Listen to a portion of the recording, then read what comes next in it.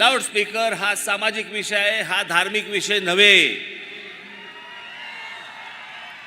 आणि लाऊडस्पीकर या विषयाला जर समजा तुम्ही धार्मिक वळण देणार असाल तर त्याचं उत्तर आम्हाला धर्मानेच द्यावं लागेल, एवढं पण तुम्ही लक्षात ठेवावं.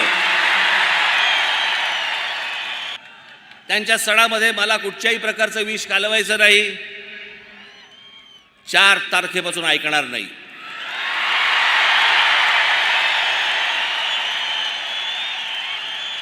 माझी महाराष्ट्रातल्या सर्व तमाम हिंदू बांधवांना, भगिनींना माझी विनंती आहे, हात जोडून विनंती आहे, जिथे जिथे यांचे लाऊडस्पीकर लागतील त्यांच्या समोर दुप्पट आवाजाने तिथे हनुमान चालीसा तुमची लागलीच पाहिजे.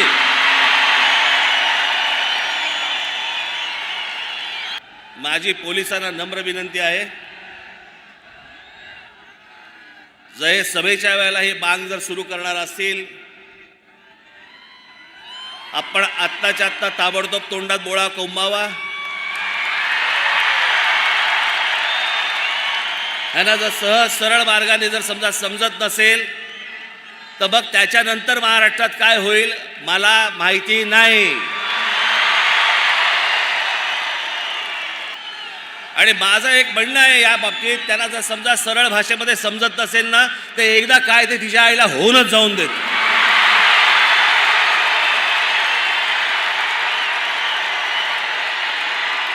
नमस्कार, मी Sandeep Chavan. Top news Marathi digital चॅनलमध्ये आपलं स्वागत. मनसे अध्यक्ष राज ठाकरे यांची औरंगाबाद येथील बहुप्रतीक्षित सभा काल रविवारी पार पडली. अर्थात या सभेचा केंद्रबिंदू पुन्हा एकदा होता तो भोंगा.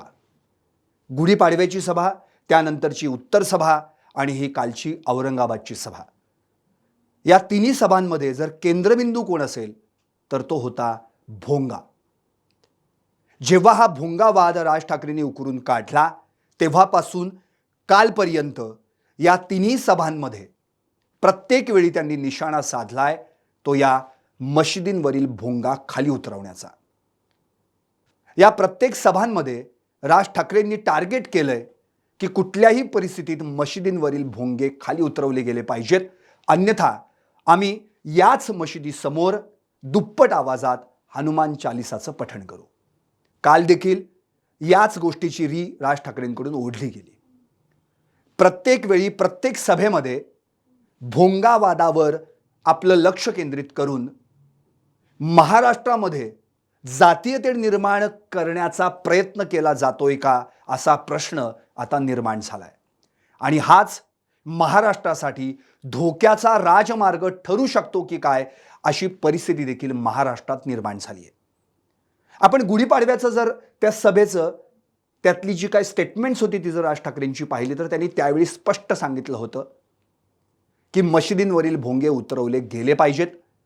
त्यानंतर अनेक सामाजिक संस्थांकडून असतील, सर्वसामान्यांकडून असतील किंवा विविध राजकीय पक्षांकडून या गोष्टीला विरोध केला गेला आणि राज ठाकरे निश्चितपणे महाराष्ट्रात जातीय तेढ निर्माण करतायत, जातीय दंगली पेटवण्याचा प्रयत्न केला जातोय अशी प्रत्युत्तर यांच्याकडून येऊ लागली. मग मात्र राज ठाकरेंनी या सगळ्या प्रश्नांना उत्तर देण्यासाठी ठाण्यामध्ये उत्तर सभा घेतली आणि त्या ठिकाणी पुन्हा एकदा याच गोष्टीवर एम्फॅसिस केलं की होय, मशिदींवरील भोंगे उतरवलेच गेले पाहिजेत. 3 तारखेपर्यंतचा 3 मे पर्यंतचा अल्टिमेटम तुम्हाला सरकारला त्यांनी दिला. आणि कालची जी औरंगाबादची सभा होती त्या औरंगाबादच्या सभेमध्ये अगदी शेवटाला जर आपण पाहिलं गेली 15-20 मिनिटं जर त्या भाषणातली तर त्यावेळी त्यांनी पुन्हा एकदा भोंगावाद उकरून काढला आणि आता 4 तारखेपर्यंत सरकारला अल्टिमेटम दिला. जर 4 तारखेपर्यंत मशिदीवरचे भोंगे उतरवले गेले नाहीत तर आम्ही दुप्पट आवाजामध्ये हनुमान चालिसा लावू असं त्यांनी स्पष्टपणे मनसैनिकांना सांगितलं. या सगळ्याच गोष्टींचा जर उहापोह किंवा चर्चा करायची म्हटली तर सगळ्यात महत्त्वाचा मुद्दा असा उपस्थित राहतो की जिथे हिंदू मुस्लिम या दोन्ही समाजामध्ये एकोपा साधला गेला पाहिजे, जातीय सलोखा राहिला पाहिजे, त्याच वेळी इथे मात्र राज ठाकरेंकडून या दोन्ही समाजामध्ये तेढ निर्माण करण्याचा कुठे ना कुठेतरी प्रयत्न केला जातोय असंच समोर येत आहे. आता मात्र त्याच्यावर विविध राजकीय पक्षांच्या नेतेमंडळींनी देखील आपली उत्तरं दिलेली आहेत. अनेकांनी स्पष्टपणे असं म्हटले ही कुठेतरी भाजप आणि मनसे यांची मिलीभगत आहे, कुठेतरी जातीय तेढ निर्माण करण्याचा हा प्रश्न उपस्थित केला जातोय असं देखील प्रत्येकाने म्हटलेलं आहे. अनेकांनी आपली प्रत्यक्षित वैयक्तिक मतं देखील मांडलेली आहेत. मुंबईच्या माजी महापौर किशोरी पेडणेकर यांनी स्पष्टपणे म्हटले की भाजप आणि राज ठाकरे यांच्यामध्ये कुठे ना कुठेतरी केमिकल लोचा आहे, हेच यावरून सिद्ध होत आहे. नाना पटोलेंनी तर स्पष्टपणे म्हटलंय की हा पूर्णपणे तमाशा आहे आणि राज ठाकरेंनी हा महाराष्ट्रातला तमाशा थांबवावा असं म्हटलेलं आहे. प्रत्येक पक्षाने, जयंत पाटलांनी देखील राज ठाकरेंच्या कोणत्याही स्टेटमेंटला आम्ही किंमत देत नाही असं म्हटलंय. आणि कालच्या सभेमध्ये जर आपण पाहिलं तर त्यांनी पुन्हा एकदा शरद पवारांवर निशाणा साधलाय. शरद पवार यांना हिंदू या शब्दाचीच ॲलर्जी आहे असं त्यांनी म्हटलं. आणि जेव्हा मी म्हटलं की हे फक्त शाहू फुले आंबेडकरांचंच नाव घेतात, छत्रपती शिवाजी महाराजांचं नाव घेत नाहीत, त्यांचे फोटो देखील ते सभेत कुठले लावत नाहीत, असं म्हटल्यानंतर यांच्या सभांमध्ये छत्रपती शिवरायांचा फोटो लावला गेला आणि आता कुठेतरी या छत्रपती शिवाजी महाराजांचं नाव घ्यायला लागले. या ठिकाणी त्यांनी बाबासाहेब पुरंदरे यांना देखील उतार वयात कसा त्रास दिला गेला हे देखील स्पष्टपणे सांगितलं. म्हणजे लेखकाचं नाव पुस्तकावरचं पाहायचं आणि मग पुस्तकातला संदर्भ घ्यायचा असं ते म्हटले. इतकंच नव्हे तर त्यांनी जेम्स लेन याचा देखील पुन्हा मुद्दा उकरून काढला. त्यांनी स्पष्ट सांगितलं की जेम्स लेन जेव्हा असं म्हणाला होता की मला कुठल्या तरी प्रचलित कथांमधून मी गेले होते किंवा बाबासाहेब पुरंदरेंना आरोप केला गेला की जेम्स लेनना शिवाजी महाराजांबद्दलची जी माहिती होती ती बाबासाहेब पुरंदरेंनीच पुरवली आहे, मग तुमचं सरकार होतं तर तुम्ही जेम्स लेनला फरफटे तिथं का आणलं नाही, एवढ्या वर्ष हा मुद्दा का तसाच हे घोंगडं भिजत ठेवलं आणि पूर्णपणे जाती जातींमध्ये विष कालवलं, असं त्यांनी आरोप शरद पवारांवर केला. इतकंच नव्हे तर त्यांनी असं देखील म्हटलंय की अनेक वर्ष हा मुद्दा जसाच्या तसा ठेवून राष्ट्रवादीची स्थापना झाल्यापासूनच महाराष्ट्रात जातीवाद निर्माण झाला, यावर त्यांनी पुन्हा एकदा एम्फॅसिस केलेला आहे. अर्थात शरद पवार आणि राज ठाकरे या संदर्भामध्ये आता शरद पवारांकडून काय प्रतिक्रिया येते हे देखील आपल्याला काही वेळानंतर, काही दिवसानंतर समजेलच. पण महत्त्वाचा मुद्दा असा की राज ठाकरेंनी पुन्हा एकदा भोंगावाद उकरून काढलेला आहे. त्यांनी स्पष्टपणे म्हटलेलं आहे 4 तारखेला जर या मशिदींवरचे भोंगे उतरले गेले नाहीत तर आम्ही दुप्पट आवाजात त्यांच्यासमोर हनुमान चालिसाचं पठण करू. आपण कालची जर सभेमधली त्यांची काही दृश्य किंवा सभेमधली काही घटना पाहिल्या तर त्याच ठिकाणी जेव्हा ते सभा घेत होते अगदी शेवटाला, तेव्हा तिथे अजान त्यांच्या कानावर ऐकायला आली आणि त्यावेळी त्यांनी संभाजीनगर पोलिसांना, म्हणजे ते संभाजीनगर म्हणतात, मुळात औरंगाबाद असं त्याचं नाव आहे, त्याला स्पष्टपणे सांगितलं औरंगाबाद पोलिसांना की तुम्ही ही जी अजान वाजते ती तातडीनं बंद करा, नाहीतर त्यांच्या तोंडात बोळा कोंबावा, असं देखील ते म्हणाले. आणि त्यानंतर राज ठाकरे भडकले आणि स्पष्टपणे म्हणाले की हे जर असंच चालणार असेल तर एकदा काय व्हायचं ते होऊ द्यात. आणि तमाम हिंदू मनसैनिकांना, सगळ्या हिंदू बांधवांना त्यांनी आवाहन केलं की 4 तारखेला कुठल्याही परिस्थितीत हनुमान चालिसा वाजलाच पाहिजे. याचा अर्थ हे स्पष्ट आहे की मशिदींवरचे भोंगे उतरवणं आणि हा भोंगावाद आहे तो त्यांनी उकरून काढलेला आहे, यासाठी ते ठाम आहेत. आता राज्य सरकारकडून नेमकी याच्यावर काय कारवाई केली जाणार आहे, कारण की त्यांच्यावर 16 अटी लादल्या गेल्या होत्या. ही जेव्हा सभा घ्यायची होती त्या 16 अटींपैकी 3 शर्तींचं तर अटी शर्तींचं उल्लंघन झालं हे तर स्पष्टच होत आहे. प्राथमिक जर आपण गोष्टी पाहिल्या तर एकतर 15,000 लोकांची तिथे उपस्थित राहू शकतील अशी मर्यादा घालण्यात आली होती, पण 15,000पेक्षाही जास्त लोक त्या ठिकाणी होते. आवाजाची जर डिसिबलची मर्यादा पाहिली तर 50 ते 55 डिसिबल असावा, तो निश्चितच त्याच्या वरती गेलेला, कारण की लोकही पुष्कळ होती त्या ठिकाणी उपस्थित होती. आणि सगळ्यात महत्त्वाचं म्हणजे 1 मे महाराष्ट्र दिन आहे, या निमित्त जात धर्म पंथ यावरून कोणतंही वक्तव्य करू नये असं सांगण्यात आलं. पण राज ठाकरेंच्या कालच्या भाषणामध्ये देखील प्रक्षोभक अशी विधानं निश्चितपणे होती. आता राज्य सरकार यावर काय कारवाई करणार, गृहमंत्री दिलीप वळसे पाटील यांनी स्पष्टपणे सांगितलेलं आहे की ती टेप पुन्हा एकदा ऐकली जाईल, तपासली जाईल आणि मग पोलीस त्यावर निर्णय घेतील. पण मूळ मुद्दा असा उपस्थित होतो की राज ठाकरेंनी उकरून काढलेला हा भोंगावाद आणि त्याच्यावरून पेटलेलं महाराष्ट्रातलं राजकारण आणि त्याचाच इतर पक्षांनी आपल्या स्वार्थासाठी करून घेतलेला फायदा, हे देखील कुठेतरी पाहायला हवं. कारण की काँग्रेस, राष्ट्रवादी, शिवसेना यांचं महाविकास आघाडीचं सरकार आहे. त्यांनी कालची जर सभा आपण पाहिली तर कुठे शिवसेनेला टार्गेट केलं नाही, कुठे काँग्रेसला टार्गेट केलं नाही, त्यांनी फक्त टार्गेट केलं ते शरद पवार आणि राष्ट्रवादीला. राष्ट्रवादीमुळेच जातीयवाद वाढला, राष्ट्रवादीच्या स्थापनेपासून जातीयवाद वाढला आणि शरद पवारांना हिंदू या शब्दाचीच ॲलर्जी आहे. ते छत्रपती शिवाजी महाराजांचं नाव कधी घेत नाहीत, ते फक्त शाहू फुले आंबेडकरांचा महाराष्ट्र म्हणतात, असं स्पष्टपणे राज ठाकरेंनी काल पुन्हा एकदा पुनरुच्चार केला. या सगळ्या गोष्टींवर जर आपण नजर टाकली तर राज ठाकरेंनी हे क्लिअर केलेलं आहे की त्यांचं टार्गेट हेच आहे, मशिदींवरील भोंगे खाली उतरवले पाहिजेत. नंतर ते असंही म्हणाले की देवळावरचे देखील भोंगे उतरवले गेले पाहिजेत, पण आधी मशिदीवरचे, नंतर देवळांवरचे.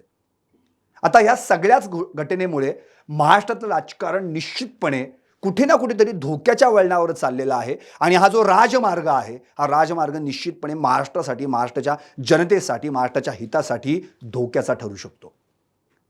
आता यावर कुणाचं काय स्टेटमेंट असेल, कोण काय उत्तर देणार, राजकीय काय भाष्य होणार आहेत, ह्या सगळ्या गोष्टी आल्याच. तिथे काल देवेंद्र फडणवीसांनी देखील मुंबईत सभा घेतली सोमय्या मैदानावर. त्या देखील त्यांनी बाबरी मशिदीचा मुद्दा उकरून काढला आणि मी स्वतः बाबरी पाडायला त्या ठिकाणी उपस्थित होतो असं म्हटलं. आणि त्याला आम्ही मशीद मानतच नाही, तो ढाचा होता आणि तो पाडण्यासाठी मी होतो असं त्यांनी स्पष्टपणे म्हटलं. आता पुन्हा भाजपकडून बाबरीवाद उकरून काढला जाणं आणि इकडे राज ठाकरेंकडून भोंगावाद, म्हणजे कुठे ना कुठेतरी यांची मिलीभगत आहे का असा आरोप विविध राजकीय पक्षांकडून केला जातोय. राज ठाकरेंनी एवढं देखील काल जाहीर केलं की केवळ ही सभा या ठिकाणी जी झाली फक्त औरंगाबादमध्येच नव्हे, इतर ठिकाणी देखील मी या जिल्ह्यात सभा घेणार असं देखील त्यांनी काल स्पष्ट केलं. म्हणजे मनसैनिकांना पुन्हा एकदा म्हणजे एक नवी हिंदुत्वाची इनिंग खेळून आपल्या पक्षाला आणखी कुठेतरी आपलं एक राजकीय स्थान, राजकीय अस्तित्व जास्तीत जास्त कसं बळकट करता येईल यासाठी ते प्रयत्न करू लागलेले आहेत. या ठिकाणी आणखी जणांनी प्रतिक्रिया दिल्या. राष्ट्रवादीच्या त्या ज्या नेत्या आहेत सुरेखा पुणेकर यांनी देखील असं म्हटलेलं आहे की राज ठाकरे म्हणजे चौरंगी चिरा आहे असं त्यांनी स्पष्टपणे म्हटलं.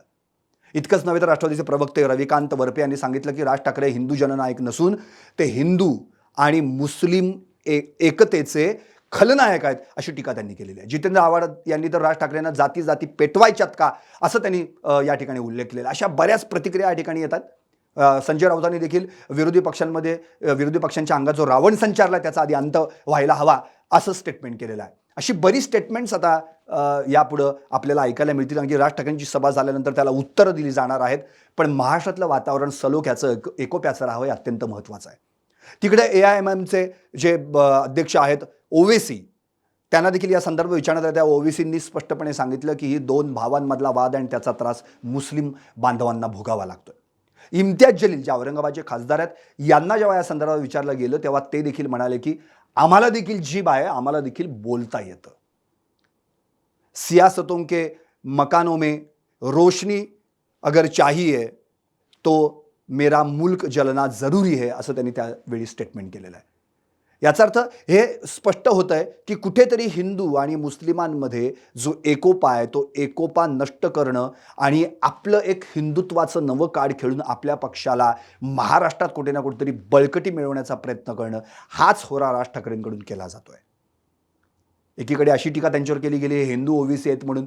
आणि मुळात आता प्रश्न असा निर्माण झाला आहे की जिथे हिंदू मुस्लिम समाज एकोप्याने सलोख्याने नांदतो त्यांच्यामध्ये हा वाद उकरून काढून असं वेगळं काय निर्माण करणार होतं. याच्यातनं तर निश्चितपणे आपल्या सगळ्यांनाच कुठल्या ना कुठल्या तरी भयानक गोष्टींना सामोरं जावं लागेल जे आपण गेल्या 2 वर्षांमध्ये कोरोना काळात भोगलेलं आहे. जिथे पूर्णपणे सगळेजण बंदिस्त अवस्थेत होते, जगायचं कसं असा प्रश्न निर्माण झाला होता. रेमडेसिवीरसाठी बेडसाठी मनुष्य धावपळ करत होता. तो कोरोना जरा काय कुठे संपला तर हा नवीन वाद सुरू झाला. अर्थात आता प्रत्येकजण या राज ठाकरेंच्या सभेकडे त्यांच्या स्टेटमेंटकडे कशा पद्धतीनं पाहतो हा ज्याचा त्याचा प्रश्न आहे. पण राज ठाकरेंनी हा जो मुद्दा उपस्थित केला आहे तो जर मुद्दा पुन्हा एकदा बाजूला झाला नाही तर महाराष्ट्रात निश्चितपणे हा धोक्याचा राजमार्ग ठरू शकतो हे निश्चित आहे. म्हणून आता काही केलं तरी ज्या राज ठाकरेंची जी स्टेटमेंट्स आहेत त्याच्यावर राज्य सरकार काय कारवाई करणार त्याकडे सगळ्यांचं लक्ष लागून राहिलं आहे. पण राज ठाकरेंनी जो मुद्दा उपस्थित केलेला आहे त्या मुद्द्यावर ते जर ठाम राहिले तर भविष्यात मात्र महाराष्ट्राला धोक्याचा इशारा आहे आणि कुठे ना कुठेतरी हिंदू मुस्लिम एकोप्याचं स्वास्थ्य बिघडते की काय असा प्रश्न निर्माण झाला आहे.